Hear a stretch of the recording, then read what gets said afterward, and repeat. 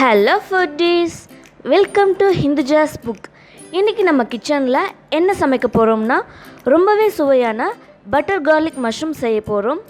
ரொம்ப டேஸ்ட்டாக இருக்கும். கண்டிப்பாக எல்லோரும் விரும்பி சாப்பிடக்கூடிய ரெசிபி இது.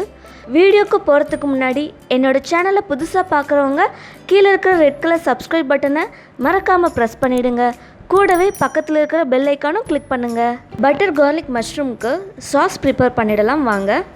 அதுக்கு ஒரு பவுலில் 1 ஸ்பூன் தக்காளி sauce, 1 spoon red chilli sauce, 1 spoon soya sauce, கூடவே 2 ஸ்பூன் அளவு வாட்டர் ஆட் பண்ணி எல்லாத்தையும் மிக்ஸ் பண்ணி எடுத்துக்கலாம். இதில் சோயா சாஸ் கம்ப்ளீட்டாக ஆப்ஷனல் தான். இப்போல்லாம் எல்லா டிபார்ட்மெண்டல் ஸ்டோர்லேயும் சாஸ் வெரைட்டிஸ் கிடைக்குது, அதனால் நீங்கள் வாங்கி யூஸ் பண்ணிக்கலாம். அடுத்ததாக பேனில் ஒரு 2 டேபிள் ஸ்பூன் அளவுக்கு பட்டர் சேர்த்துக்கலாம், அதாவது வெண்ணெய். இது பட்டர் மஷ்ரூம்ங்கிறதால பட்டர் கொஞ்சம் அதிகமாகவே நான் சேர்த்துருக்கேன். பட்டர் இல்லாதவங்க எண்ணெய் இல்லைன்னா நெய் சேர்த்து கூட சமைச்சிக்கலாம், ஒன்றும் பிரச்சனை இல்லை.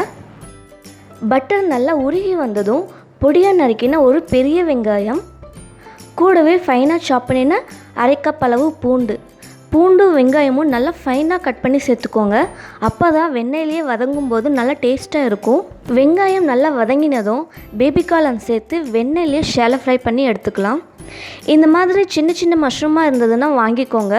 அப்படி இல்லைன்னா கடையில் விற்கிறவங்கக்கிட்டேயே நீங்கள் சொல்லி வச்சிங்கன்னா அவங்களே கூட வாங்கி தருவாங்க. அப்படியும் உங்களுக்கு கிடைக்கலன்னா ஒன்றும் பிரச்சனை இல்லை. பெரிய காளானையை இந்த மாதிரி சின்ன பீசஸாக கட் பண்ணி ஷாலோ ஃப்ரை பண்ணி எடுத்துக்கோங்க. இப்போ இந்த பேபி காளான் நல்லா ஷாலோ ஃப்ரை ஆகிடுச்சு. இப்போ இதில் மிக்ஸ் பண்ணி எடுத்து வச்ச சாஸை இதில் சேர்த்து கலந்து விட்டுருங்க. ஸ்டார்டிங்கில் சொன்ன மாதிரியே இப்போல்லாம் எல்லா சாஸ் வெரைட்டிஸுமே எல்லா கடைகளிலுமே கிடைக்குது. இல்லைங்க நான் கிராமத்தில் இருக்கேன், இங்கே எதுவுமே கிடைக்காதுன்னு நீங்கள் சொன்னீங்கன்னா வெறும் தக்காளி சாஸ் கிடைக்கும் இல்லையா, அதை மட்டும் நீங்கள் சேர்த்து சமைச்சிக்கோங்க. அதுவுமே ரொம்ப சுவையாக இருக்கும். இப்போ இதில் காளானுக்கு தேவையான அளவு உப்பு, கூடவே காரத்துக்கு 1/2 ஸ்பூன் அளவு பெப்பர் சேர்த்து கலந்து விடுங்க. நல்லா வதங்கி வந்ததும் கடைசியாக கொத்தமல்லி தூவி கலந்து விட்டு ஸ்டவ் ஆஃப் பண்ணிடலாம். சுட சுட நம்மளோட சூப்பரான பட்டர் கார்லிக் மஷ்ரூம் ரொம்ப சுவையாக ரெடி பண்ணியாச்சு. இந்த மழைக்காலத்தில் இந்த மாதிரி ரெசிபி செஞ்சு ஈவினிங் டைமில் சூடாக டீ போட்டு இந்த பட்டர் கார்லிக் மஷ்ரூமை சாப்பிட்டு என்ஜாய் பண்ணுங்கள். கண்டிப்பாக குழந்தைங்களும் ரொம்ப விரும்பி சாப்பிடுவாங்க.